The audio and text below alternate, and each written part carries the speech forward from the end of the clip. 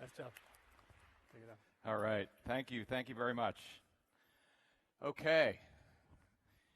Let me advance here to my title slide. Okay, before I get started, I have a little bit of a favor to ask all of you. For those of you that know me well, one of the most important and proud things about my life is that I've got 6 children. 6 children, yeah. Actually, I think that makes my wife the logistics expert in the family.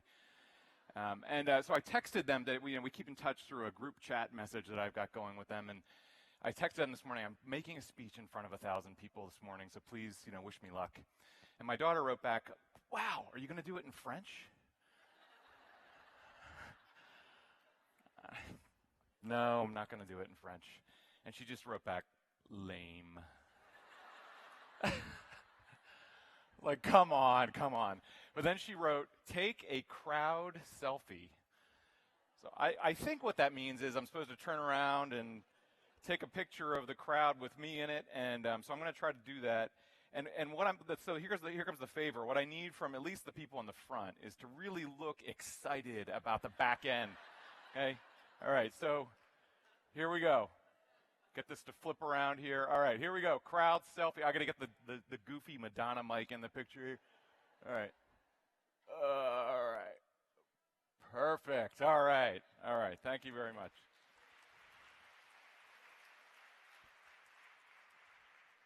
Okay. Wow, that's a mouthful. Leveraging a solid sourcing platform, efficient. Should have just said become a world-leading operator of desirable footwear and accessory brands. That would have been more simple. Well, let me talk this morning about what the heck that means. So a lot of times in business, you're asked to think outside the box, right? Be creative, think outside the box. Today, I'm actually going to ask you to think inside the box. What the heck do I mean by that? What the heck do I mean by inside the box? Well, since I started here back in early 2013, focusing at first on our direct sourcing journey, I've been talking about how I really want operations, the back end, sourcing and supply chain, to be a black box to the front end. The front end should be able to confidently give the back end a product design, a due date, a target cost, and then go focus on what the front end is really good at, which is selling and marketing and operating stores and really driving that business, confidently knowing that the back end has their back. And so I've been using this motif of the black box to talk about how I think about that. The problem with the black box is it sounds kind of evil. It sounds kind of secretive, right? It's like we're going to try to hide what we're doing over here in the corner in this building that we all sit in the second and the HO2. And so it's not really about that. It's not about the black box. We don't want to be evil or secretive. So we came up with a kind of a fun thing to do. We'd have a bit of a brainstorm to come up with a new name for our black box. It's something that sounds a bit more positive and engaging. My wife suggested maybe it's like a kitchen in a restaurant. You come in, you order something, you don't really see how the food gets made. It comes out to you, you have a beautiful meal, the server helps you, whatever. You guys are the kitchen in the famous restaurant. And I thought, that's a pretty good idea, but everybody I know who's ever worked in a kitchen doesn't ever want to eat at that restaurant again. So I'm not sure that's a really good one. So we came up with, all right, maybe it's a factory. Well, it's kind of like defining a term with the same word. You're not really allowed to do that. So, factories in the supply chain, so that was kind of, and Pandora's box. I'm not sure we want to really be unleashing chaos and mayhem on the world. It's not really what we're going for with the motif. Boarding school. Sounds a little, I don't know, to me it sounds a little evil. I'm a public school guy, but, I get to see these evil headmasters and just wrong image. Formula One, David B's kind of got that market cornered, right? I can't really use the motorsports market, so that motif, we threw that one out. This was my favorite, the magical rainbow bridge. What does that mean? Hopefully there's a pot of gold at the end of the rainbow, but another one was a journey, a vacation, getting on an airplane and packing for a trip. That was another suggestion. One of the ones that almost made the cut was actually came from David B. And I think he was so tired of me talking about my black box idea. And he's like, fine, your beautiful black box. A little bit of facetiousness there, perhaps. So thought about using that one, but since I'm kind of at the other end of the spectrum from style seeker, kind of the fashion disengaged end, beautiful and me aren't really words that go together. So we came up with the box, but we decided let's call it the glass box. And really it does what we want it to do. It defines this world that we operate within and that we want to be able to really maximize within the back end. But it needs to be transparent. It needs to be open. It needs to be visible. I mean, I guess maybe it's like some of those restaurants have that big window in the kitchen where you can see into the back. Right? So we decided, you know what, let's stick with the box, but let's call it the glass box. So again, just to describe it, what does this mean? Well, in my view, I hope, and we can collaborate and get to this point, that the front end can give us a design, a due date when they want the product in the stores. They can give us a target cost, and of course, I circled the smallest one there because everybody always wants the lowest cost. And then into that goes all into the box, and then, when the time comes, out the other end comes product delivered on time, beautifully, at the right price. So that's really the dream, if you will. So declaring today that the glass box is open for business and definitely very, very transparent.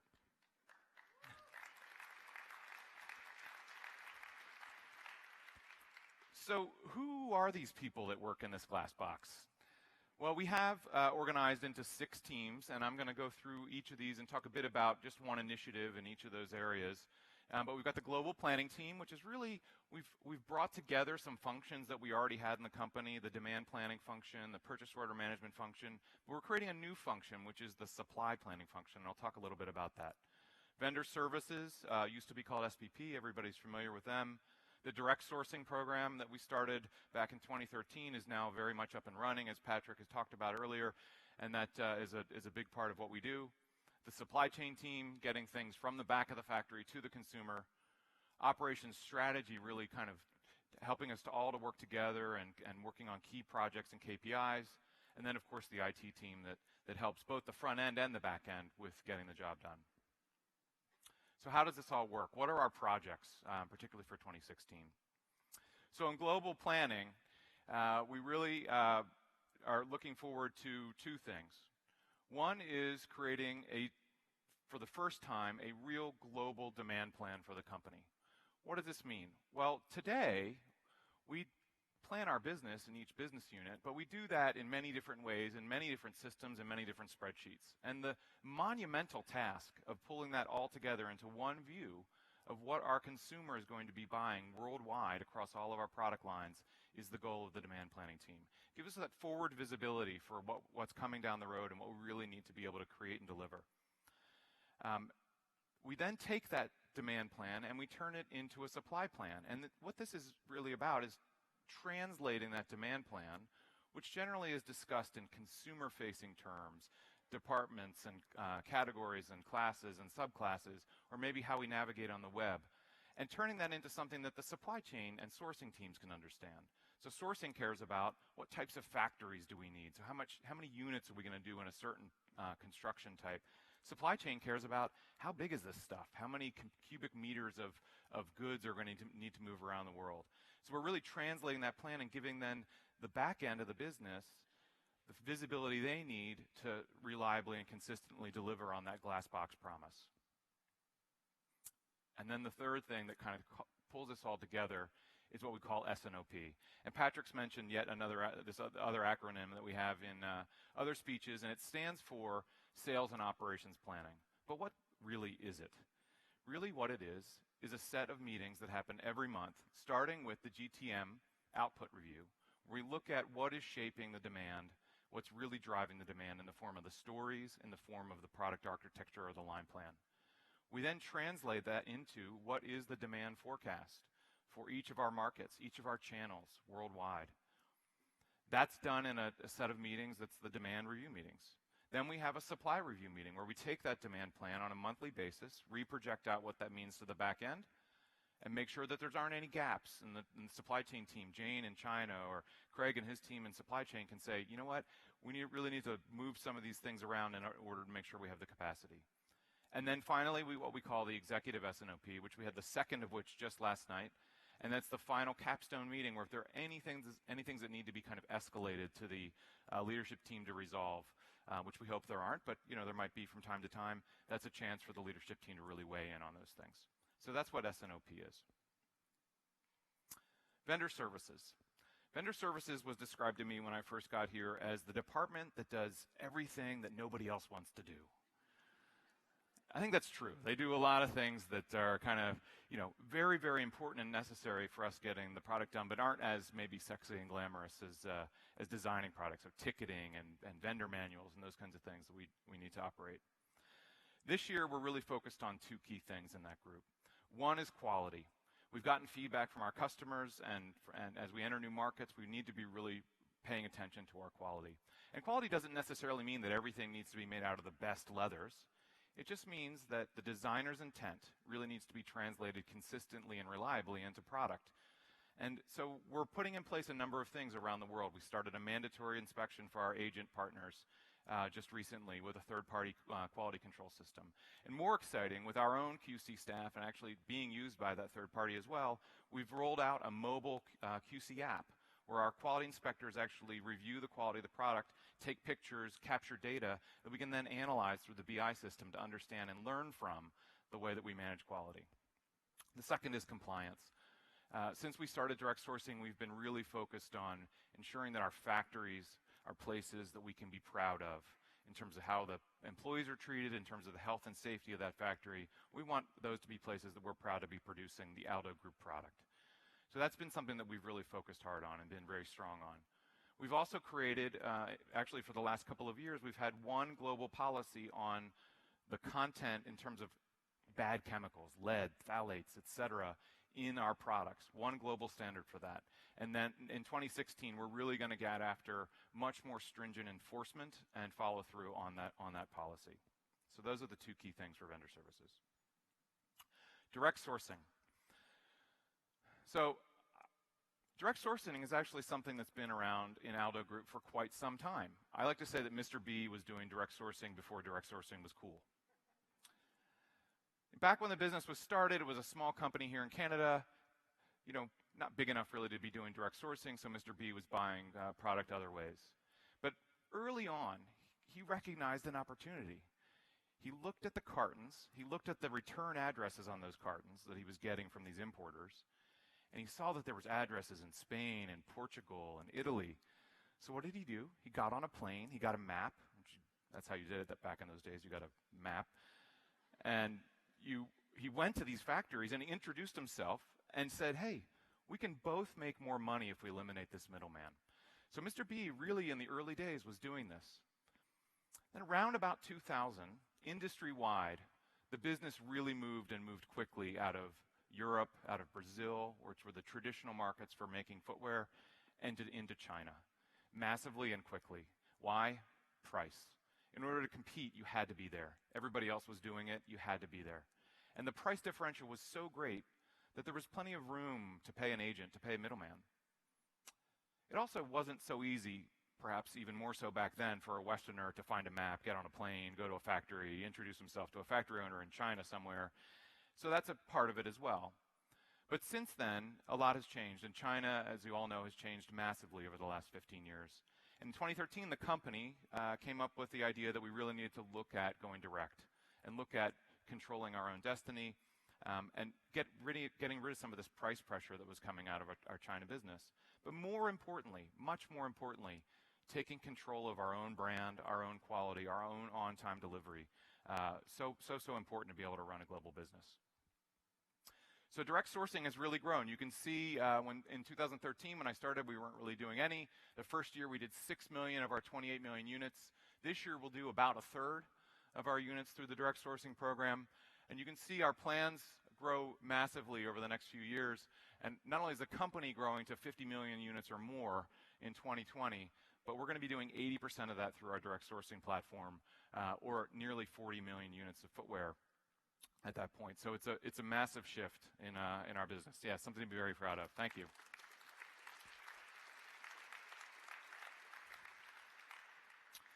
So my team in China knows that I'm a big fan of guiding principles. And in fact, I make them recite the guiding principles in a town hall meeting every time I'm there. And I started with these principles, and number one is continuity of supply, which turns out is fairly hard to say in Chinese. But really, what do I mean by that? We have great gross margins. We have great gross margins as a retailer. And the only way to achieve those gross margins is the product to actually be at the stores, right? We can't sell it if it's not there, if it's not in the distribution center to ship online. So continuity of supply is our number one goal. We have to get the product to market. Number two is quality. We have to be sure that, as I talked about earlier, we're executing on the designer's vision very consistently. Number three is speed. We're a fashion business. We need to get faster and faster. Our lead times today are too long. And so we're going to be working on improving those over the coming year. And then fourth, and very importantly, fourth and last, is cost. Cost is the outcome of proper application of the first three. And doing things like switching factories to save a quarter or a dollar even is disruptive, frankly, to the first three. So we're really focused on strategic partnerships with bigger factories. What's the big program for 2016? We're going to begin to diversify regionally. Why? The guiding principles. In a world where there's so much going on, so much potential for interruption in our supply chain, in a world where we're in direct sourcing very focused on Southeast Asia, we need to consider these factors, right? So there's political turmoil. There's transportation interruption. Just in 2014 alone, there were riots that burned out footwear factories next door to ours in Vietnam.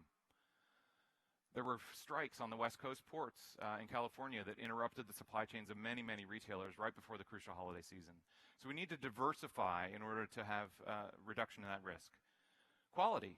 Different regions of the world have different capabilities in terms of product types that they're able to manufacture. Speed. Being closer to our consumer markets. China's a long way away, and we're developing the Asia-Pacific market for sure. But if we can produce in Turkey for the European market or Mexico for the North American market, why wouldn't we consider that in a world of speed? And then finally, cost. Cost is important, and the biggest one is the duties and import tariffs that we pay. And there's a recent law or a recent agreement that's been signed called the TPP, or the Trans-Pacific Partnership, that allows duty-free access from Vietnam to many major markets around the world.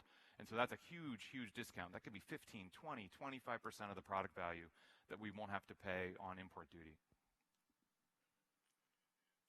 So what does that mean? By 2020, we look to diversify massively. Today in ADS, we do 92% of our units in one country, China. That's a lot of eggs in one basket. By 2020, we look to diversify that pretty massively. A lot of it's still in Southeast Asia, yes, because that's where the world's marketplace is, or the world's production is for footwear. But we're also looking to go 10% to the rest of the world. And in 2016, we're going to hire the first employee to build ADS for Europe.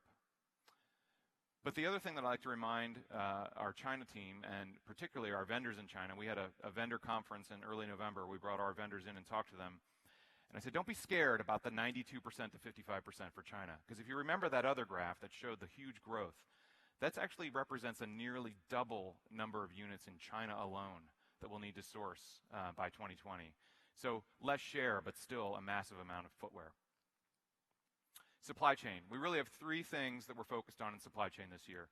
One is regionalizing our approach. Norman talked about the way that AGI is attacking global markets by setting up teams in those markets and really making sure that we have boots on the ground to really drive the business. We need to do the same thing in supply chain. We need to understand the requirements to be able to deliver in those markets. Number two, adapt to the diversification of our business. This building, our supply chain, was built in a time when the company's business really was primarily a North American retail business. And think about how much we've grown and changed since then. And yes, we've solved those problems one at a time, but we really need to step back and look at the 5-year plan and look at the growth of wholesale, which is a very different supply chain than retail. Look at online and our ability to deliver across the world to our mobile customer. That's really what we need to think about as we diversify over time. And then finally, more visibility on our inventory. We need to know where our stuff is at any given time. It's fundamental to the glass box, right? The front end needs to look into that glass box and see exactly where our stuff is. Why is that even more important today? Because of the stories, because of the GTM stories. We're coordinating marketing around the world around a certain style or a certain theme. We need that product to all arrive on time. Not late, not early, on time. And the only way to do that is to have visibility of where it is in any given time. And then last but not least, IT. So I'm going to talk about a key project for next year that is focused very much on the back end of the business. But before I do that, I just want to recognize we had an amazing year focused on the front end of the business in IT. We launched, as was alluded to by David and others, some massive enhancements to the e-commerce site. But we also experienced an onslaught of traffic over the Cyber Monday, Black Friday weekend. Target was down. Neiman Marcus was down. AldoShoes.com was never down. So big shout out to the IT team for that one.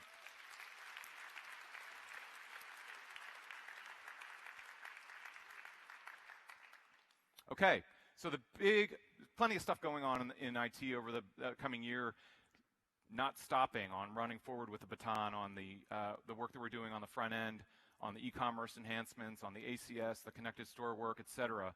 But we're also looking to the back end now and putting that infrastructure in place that's been referred to a couple of times today.